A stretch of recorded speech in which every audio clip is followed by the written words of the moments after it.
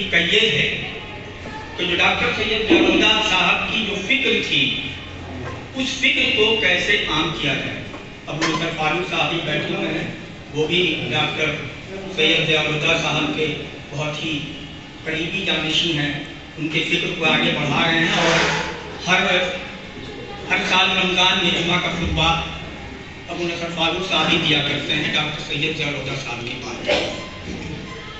آج کی تقریب کا مقصد یہی ہے, آج کی تقریب کا پیغام یہی ہے کہ ڈاکٹر سید ضیاء الرحمن صاحب نے جس طرح سے قرآن شریف پر تدبر کیا, فکر کی, اس کی گہرائی میں گئے اور بتایا کہ قرآن شریف کیوں نازل ہوا, کیوں اللہ نے نازل کیا, اس پر سوچا جائے, فکر کیا جائے.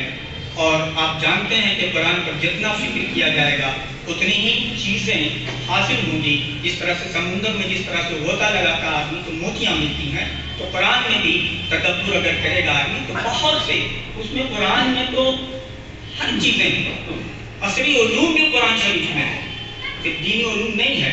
قرآن میں سیاسیات بھی ہے, قرآن میں کیمسٹری بھی ہے, قرآن میں طبیعیات بھی ہے, قرآن میں جغرافیہ بھی ہے. یہ سب کتاب کے بعد جو ہمارے جو اکابرین ہیں, ہمارے جو دانشور ہیں, ہمارے جو علماء حضرات ہیں, وہ آپ کو بتائیں گے, اس کتاب کے حوالے سے بتائیں گے, ڈاکٹر سید ضیاء الرحمن صاحب کے حوالے سے بتائیں گے. میں یہ دو تین باتیں اس لیے میں نے عرض کر دی تاکہ یہ معلوم ہو کہ اس تقریب کا مقصد کیا ہے. حضرات, تلاوت کلام پاک سے اس بابرکت تقریب کا آغاز ہو چکا ہے.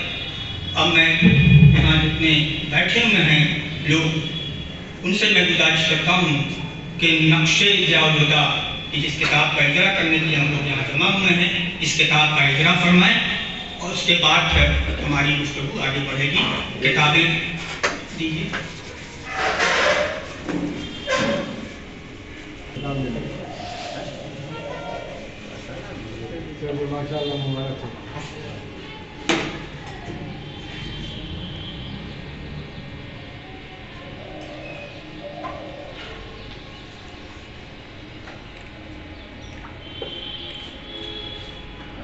سے آگے چلے سرفراز صاحب بھی آ جاتے ہیں,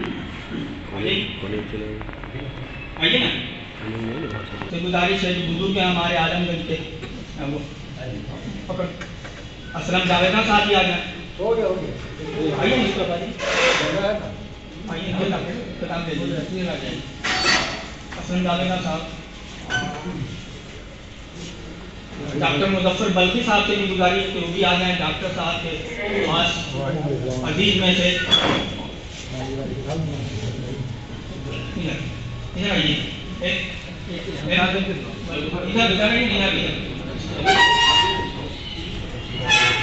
یہاں جائیے آپ.